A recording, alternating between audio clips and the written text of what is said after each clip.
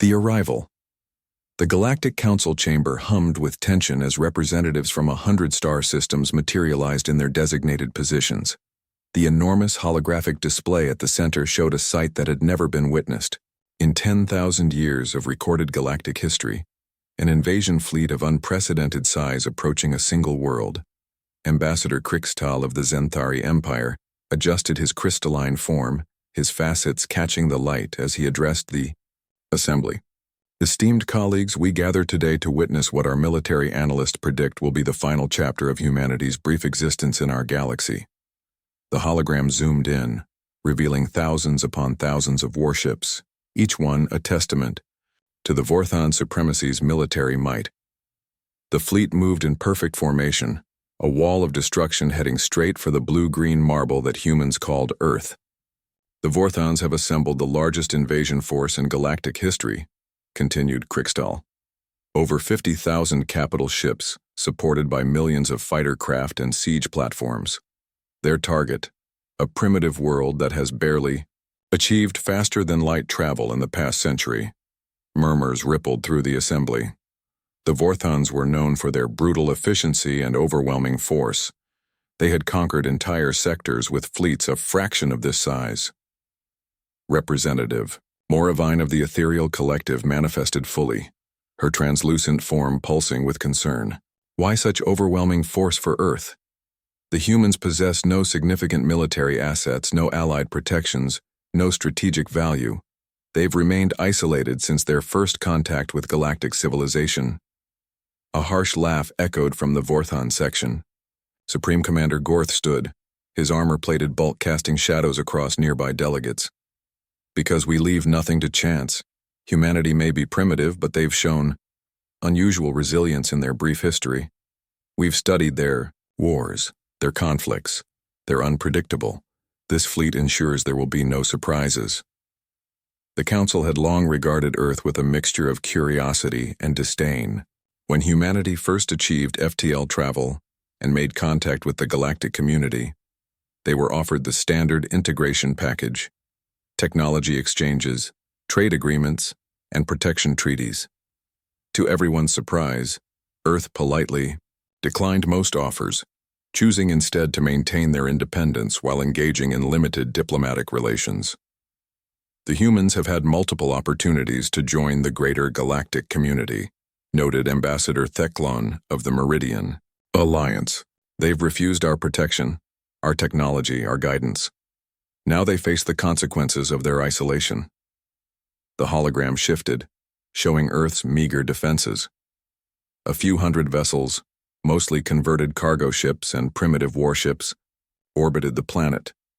Several space stations dotted the system, but nothing that could stand against even a small raiding party, let alone the armada approaching them.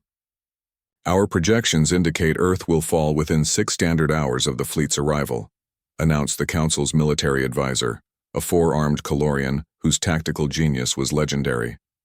The Vorthons will likely demand immediate surrender. Given humanity's historical tendency toward resistance, we estimate total planetary subjugation within 48 hours. The assembly watched as the invasion fleet continued its inexorable advance. Many representatives had already begun discussing the post-conquest ramifications.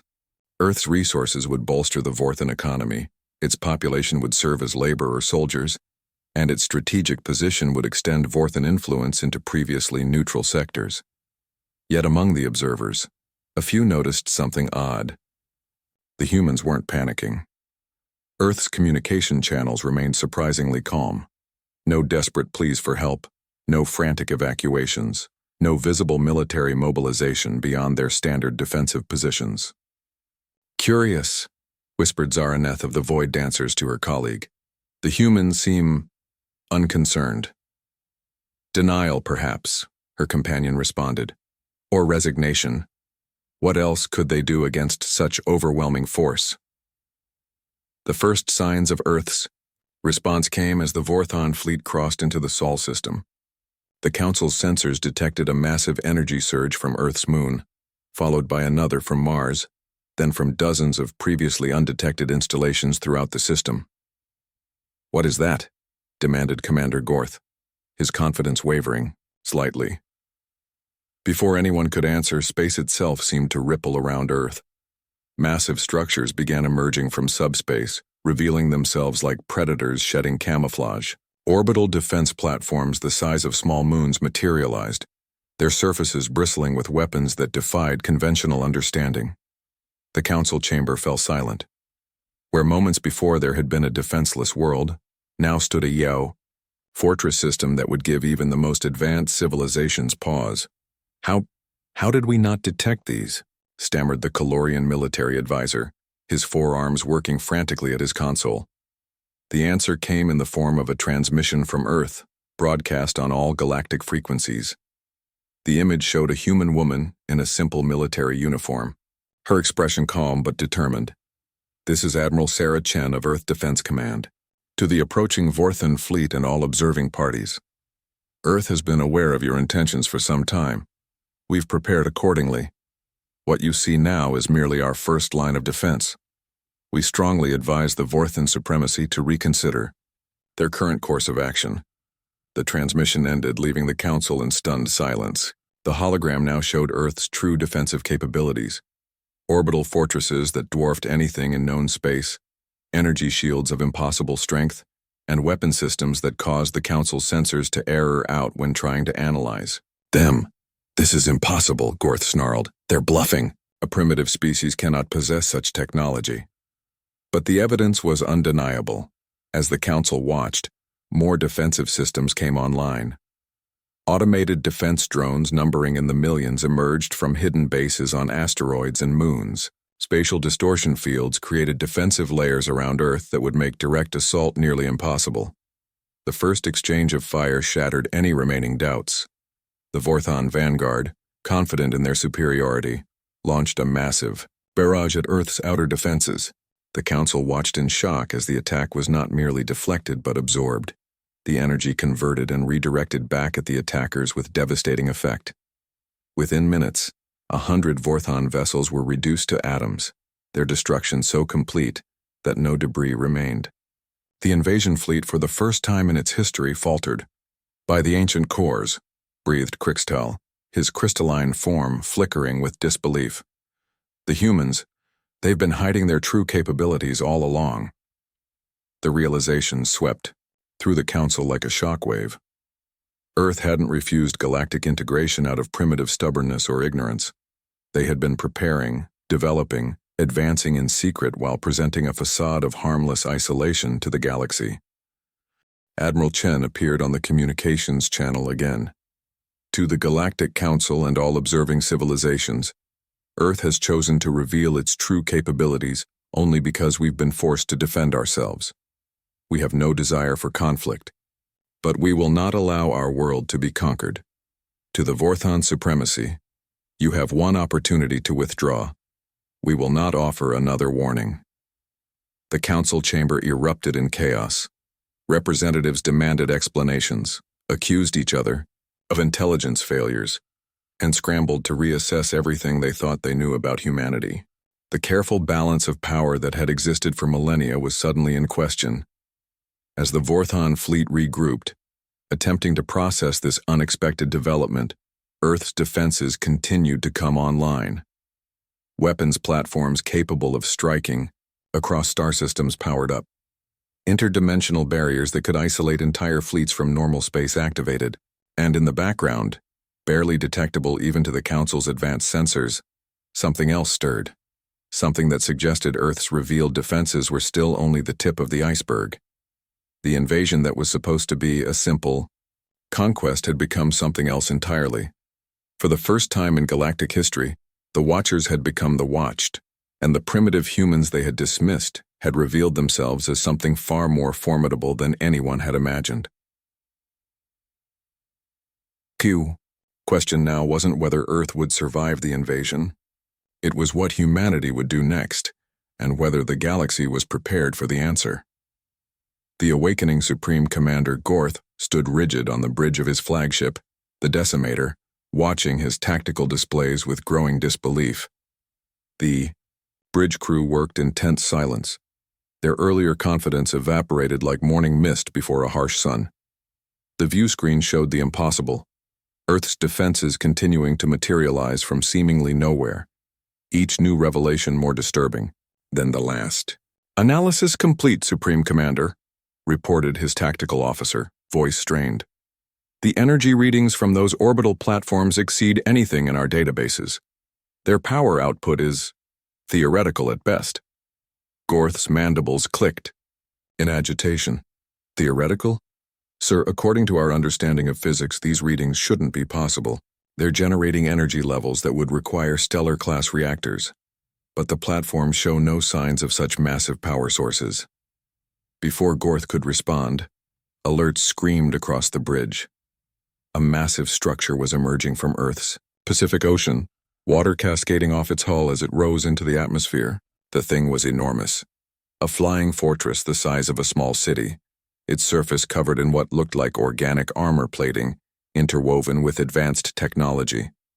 "By the void," whispered Gorth's second in command. "What have these humans been doing down there?"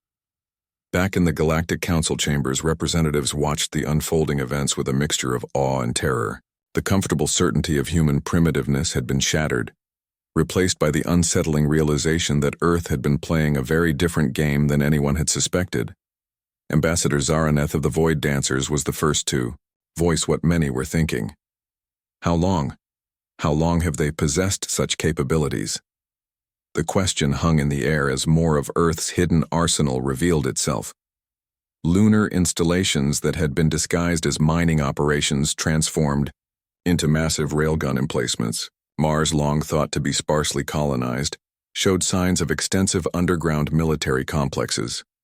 Even Earth's asteroid belt revealed carefully positioned defense stations. "We need to reconsider everything," Moravine of the Ethereal Collective stated, her form pulsing with agitation. "Every interaction, every diplomatic exchange, every piece of intelligence we've gathered on humanity, it's all suspect now." The Calorian military advisor was frantically running simulations, his forearms a blur of motion. "These defensive positions, they're not new. Some of these installations show energy signatures suggesting they've been operational for decades. The humans have been building this network since before they made first contact with us." The implications were staggering.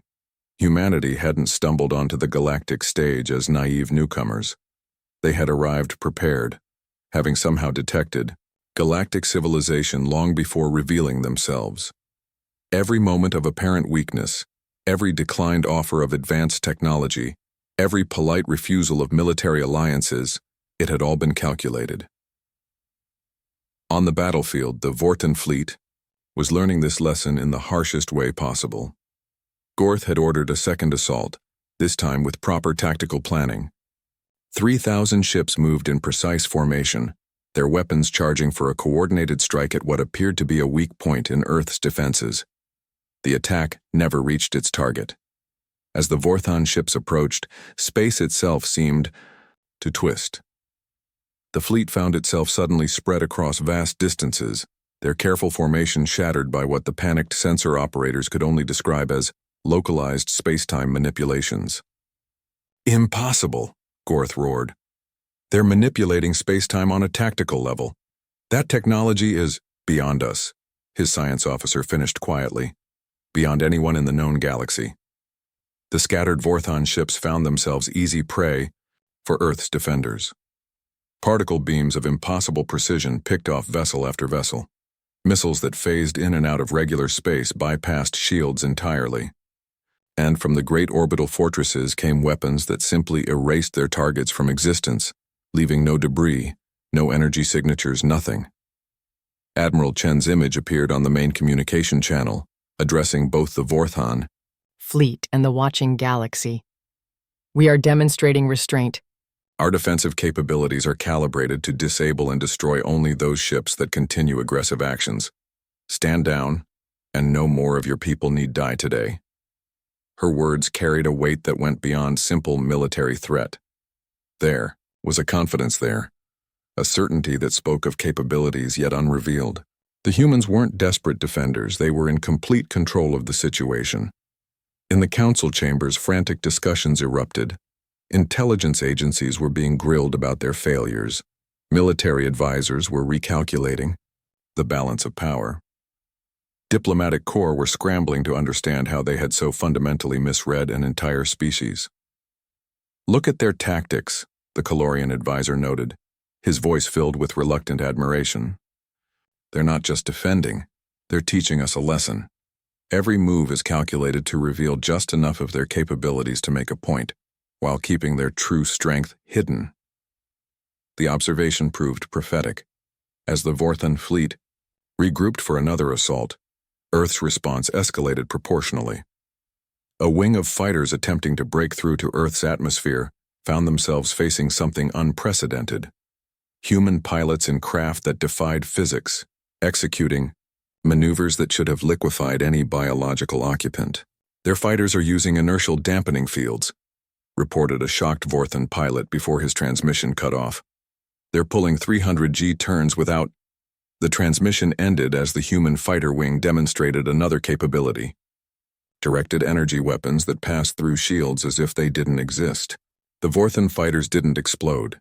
They simply stopped functioning, their pilots unconscious but alive, their ships gently guided by tractor beams to holding positions. "They're not trying to destroy us," Gorth's tactical officer realized. "They're capturing our ships intact. They want prisoners, not casualties." The psychological impact on the Vorthan fleet was devastating. Warriors who had conquered dozens of worlds found themselves facing an enemy that could destroy them at will, but chose instead to disable and capture. It was humiliating, terrifying, and utterly demoralizing. Then came the moment that would be remembered across the galaxy as the turning point. Earth's moon, Luna, began to move. What everyone had assumed was a natural satellite started to rotate, revealing massive thruster ports and weapon emplacements. The entire moon was a disguised battle station, a fortress that could devastate star systems. "They turned their moon into a weapon," someone in the council chambers whispered. "When? How? We've had observers in the Sol system for decades. How? Did we miss this?" The answer came from an unexpected source. Ambassador Thecalon of the Meridian Alliance, who had remained silent during most of the discussion, suddenly spoke up. "We didn't miss it. We chose not to see it." All eyes turned to him as he continued. "Look at our own records. Every anomaly, every unusual reading from the Sol system over the past century, we dismissed them all. Stellar radiation, equipment malfunctions, natural phenomena. We explained away everything because we couldn't conceive that a primitive species could hide such things from us." The brutal truth of his words sank in. The galaxy's advanced civilizations had been so certain of their superiority that they had ignored evidence that contradicted their assumptions. Humanity had hidden, in plain sight, protected by the arrogance of those who watched them. On the battlefield, the Vorthan fleet was crumbling. Not from destruction. The casualty count was surprisingly low, but from the psychological impact of facing an enemy that outclassed them so completely. Ships began to break formation, some attempting to flee, others simply powering down their weapons in surrender. Gorth stood alone on his bridge, his pride warring with his survival instinct. His empire had never known defeat on this scale. Vorthan supremacy had built its reputation on overwhelming force, on being the biggest predator in the galaxy. Now they faced something that made them look like cubs playing at war. "Supreme Commander," his communications officer called out. "We're receiving a direct transmission from Earth. It's not from Admiral Chen." The view screen shimmered and a new figure appeared. An elderly human man in civilian clothes, his eyes carrying a weight of knowledge that seemed almost alien. When he spoke, his voice was calm, almost grandfatherly, but there was steel beneath the warmth. "Commander Gorth, I am Dr. James Harrison, Director of Earth's Strategic Development Initiative. I think it's time we had an honest conversation about humanity's place in the galaxy." The very fact that Earth was now dictating terms to the Vorthan supremacy sent shockwaves through the watching civilizations. The invasion had become something else entirely, a demonstration of Earth's true capabilities and a warning to the galaxy at large. As Dr. Harrison began to speak, Every monitoring station, every intelligence agency, every governmental body in known space listened intently. The age of humanity's hidden strength was ending.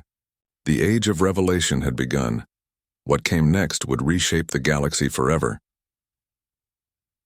The counterattack. Dr. Harrison's weathered face filled the screens across the galaxy, his calm demeanor a stark contrast to the chaos unfolding around the Vorthan fleet. Behind him, through a window, Earth's blue marble hung in space, surrounded by the defensive platforms that had shocked the known universe. Commander Gorth, esteemed members of the Galactic Council, and all who observe, he began, his voice carrying, across light years of space. What you witness today is not aggression, but revelation. For too long, humanity has hidden its true nature. That ends now. In the council chambers, representatives leaned forward, hanging on every word. The humans' confidence was unsettling. This wasn't the speech of a defender, but of someone who had already won. You came to our world with 5,000 ships, Harrison continued. We will show you why that wasn't enough. Admiral Chen, please, proceed with Defensive Protocol 7. The response was immediate and terrifying. Earth's orbital platforms began to link, energy fields connecting them in a geometric pattern that encompassed the entire planet. The space within suddenly shimmered, and the Vorthan fleet found itself completely cut off from the rest of the galaxy. No communications out, no FTL capability, no escape. They've trapped us, Gorth's navigator reported, his voice hollow. The entire fleet is contained within some kind of spatial barrier. We can't jump to hyperspace, can't even send a distress signal. But Earth wasn't done. From the polar regions of the planet, massive structures began to rise. Ships, but not like anything the galaxy had seen. These weren't just warships. They were city-sized carriers, their hulls gleaming with an alien beauty that somehow merged organic curves with crystalline technology. By the ancient cores, breathed Crixtel in the council chambers.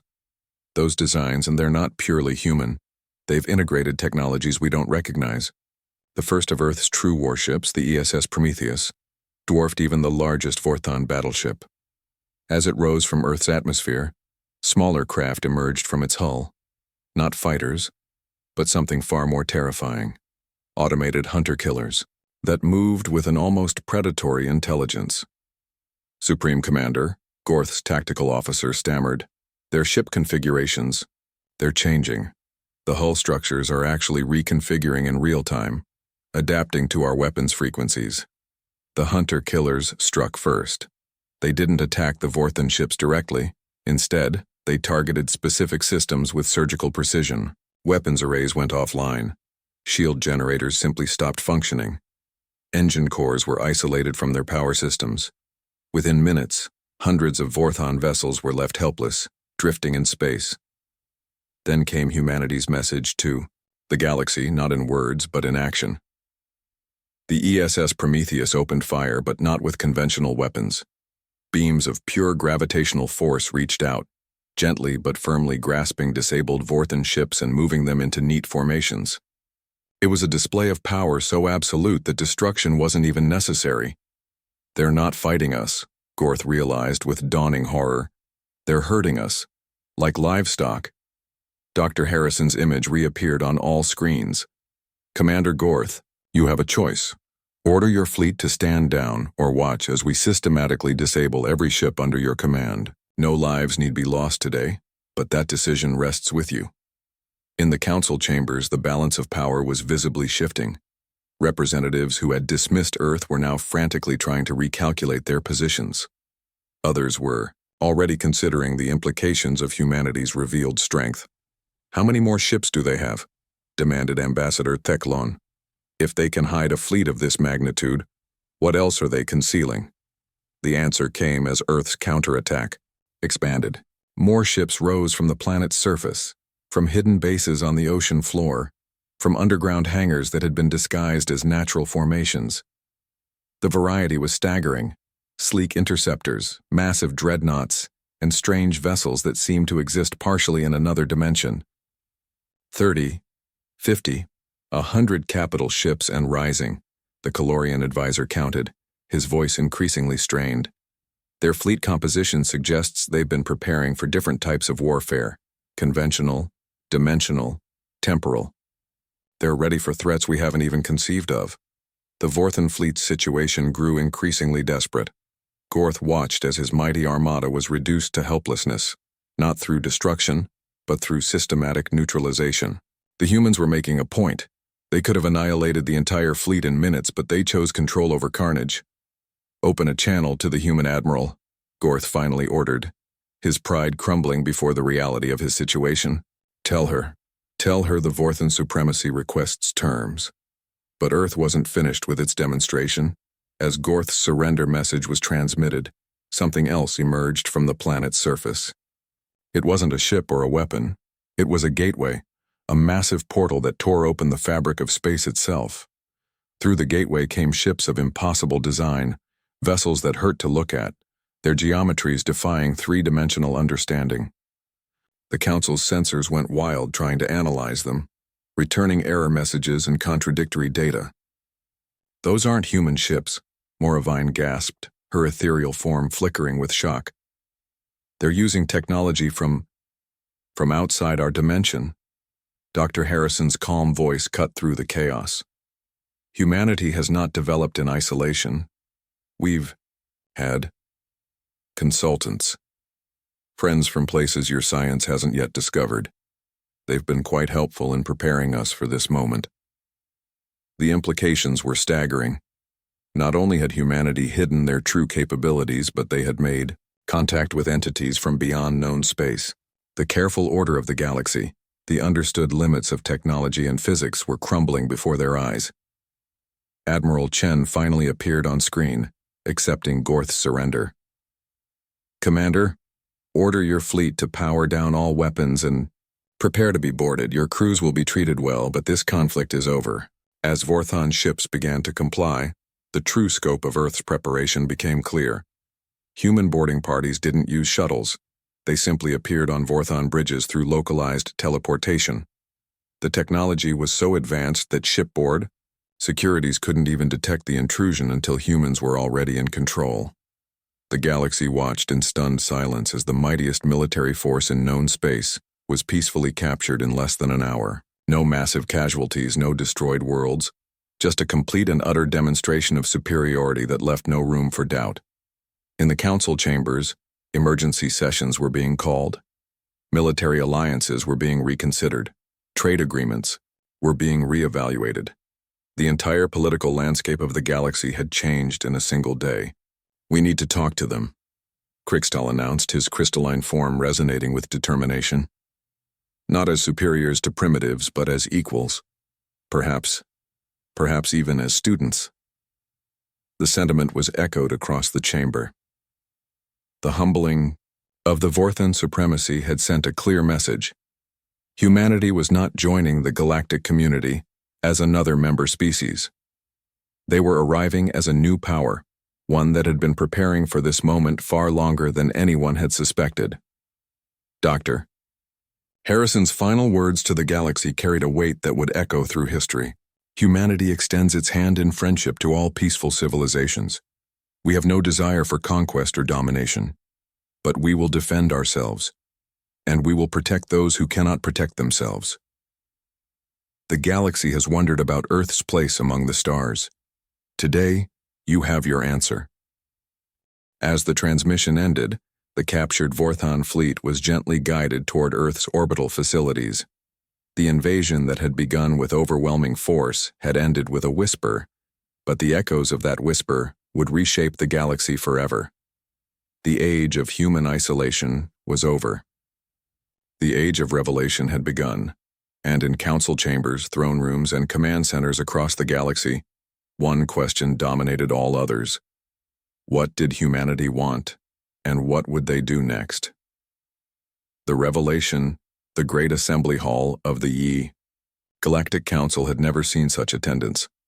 Representatives from every known civilization, including several who hadn't participated in council affairs for millennia, had gathered to witness what many were calling the most significant event in galactic history. The Vorthan fleet, now under human control, orbited Earth peacefully. their cruise guests rather than prisoners. At the center of the amphitheater, a holographic projection showed Dr. Harrison and Admiral Chen standing in what appeared to be a modest conference room on Earth. Behind them, through a window, the blue planet turned slowly, its new defensive rings glittering like jeweled necklaces. "Esteemed members of the galactic community," Dr. Harrison began, his voice carrying the weight of decades of preparation. "The time has come for truth. You've seen our capabilities. Now you deserve to understand why we've hidden them." The hall fell silent, thousands of beings from hundreds of worlds hanging on every word. "Humanity discovered we were not alone in the universe long before we achieved faster-than-light travel," Harrison continued. "Our first contact wasn't with your ships or your transmissions. It was with something far older, something that existed between the spaces you know." A new hologram materialized beside him, a writhing, geometrically impossible form that seemed to exist in more dimensions than the eye could process. Several representatives recoiled in recognition and fear. "The Void Weavers," whispered Ambassador Zaraneth, her own people's ancient enemies, "but they vanished eons ago. They were destroyed in the First Galactic War." Harrison's smile was sad but knowing. "No, Ambassador. They weren't destroyed. They evolved. They transcended. And they found Earth during our early atomic age, drawn by our nuclear experiments that created ripples in dimensions you haven't yet discovered." The revelation sent shockwaves through the assembly. The Void Weavers were legend, a cautionary tale about the dangers of dimensional manipulation. That they still existed and had contacted humanity changed everything. They came to us not as conquerors but as teachers. Admiral Chen took over the narrative. They had learned from their past mistakes, from the wars that nearly destroyed this galaxy. They saw in humanity a species at a crossroads. We could follow the path of aggressive expansion that had doomed so many, or we could choose differently.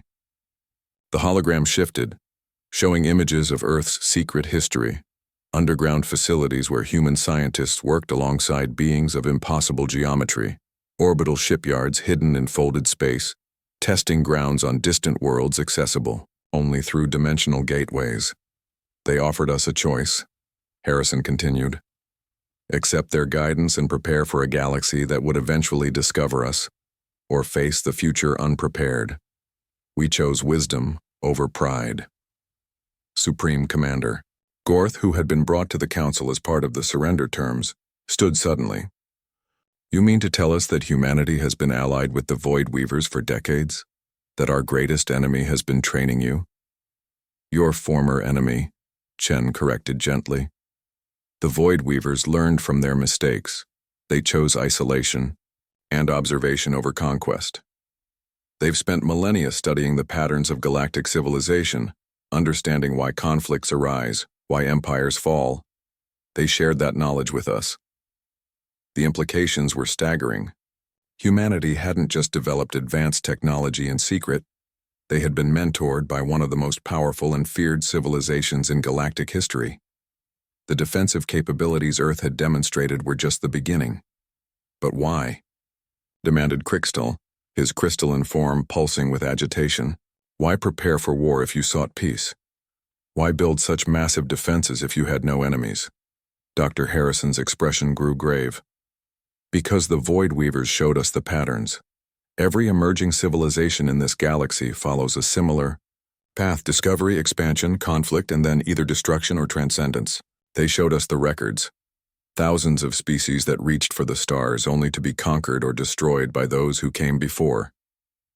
The hologram changed again, displaying a complex web of galactic history. Lines of light showed the rise and fall of civilizations, the conflicts that had shaped the current order, the pattern that repeated again and again. "We studied your history," Admiral Chen added. "The Vorthan conquest of the Helix sector, the Meridian Alliance's absorption of smaller civilizations, the Xanthari Empire's expansion wars, even your Galactic Council, founded on the principles of peace, but ultimately maintaining order through the threat of combined military might." Uncomfortable silence gripped the assembly. The humans were holding up a mirror to galactic civilization, and the reflection wasn't flattering. So we prepared, Harrison said simply. Not for conquest, but for the day when someone would look at Earth and see not a neighbor but a target. We knew this day would come.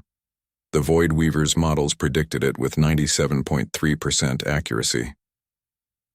A new hologram appeared, a vision of the galaxy, but different, trade routes that connected every system, defensive alliances that protected the weak without subjugating them, technological exchanges that lifted all civilizations rather than creating dependencies.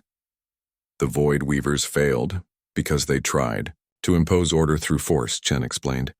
Every empire in this galaxy has made the same mistake. We propose something different, a true alliance of equals where advancement is shared, where conflicts are resolved through diplomacy backed by mutual defense, where no single species holds dominance over others. The audacity of the proposal was breathtaking. Humanity, a species that had been dismissed as primitive just days ago, was proposing to restructure the entire galactic order. And if we refuse? Asked Ambassador Theclon carefully. Harrison's smile was sad but firm. Then we'll continue as we have, separate but watchful. But consider what you've seen. If humanity, guided by the Void Weavers, could achieve this in mere decades, what might we accomplish together in centuries? What threats might we face from beyond our galaxy that would require our combined strength? The mention of external threats sent another ripple through the assembly. If the Void Weavers had transcended to dimensional existence, what else might be out there? You speak of breaking patterns, Gorth said slowly, his warrior's pride struggling with the new reality. The Vorthan supremacy has conquered for millennia. It's who we are. Is it? Chen challenged gently. Or is it who you've been told you must be? Your species shows remarkable aptitude for engineering, for creation. What if that genius was turned to building rather than destroying? What if your legacy was not the worlds you conquered, but the civilization you helped create? The offer hung in the air. Redemption, transformation, a chance to be part of something greater than the cycle of conquest and resistance that had defined galactic history. The Void Weavers made their choice, Harrison said, his voice carrying across the vast hall. They chose to evolve to transcend their warlike nature. They've spent eons preparing for threats you can't yet imagine, guardians in the spaces between. Now humanity makes its choice. We choose to stand with any who will join us in building a better galaxy. The assembly erupted in discussion. Some representatives were skeptical, others hopeful, many simply overwhelmed by the rapid shift in galactic dynamics. But one thing was clear. The old order was ending. Whether through cooperation or continued isolation, humanity had fundamentally changed the balance of power. As the debates raged, a new transmission reached the Council. It wasn't from Earth or any known civilization. The signal came from the void between galaxies, from dimensions that touched reality only at specific points. The message was simple, broadcast in every known language and some that weren't. The children of Earth have passed the test. The galaxy's isolation ends. Prepare. The Void Weavers had spoken. Whatever came next, the galaxy would face it knowing that humanity hadn't just revealed their military might.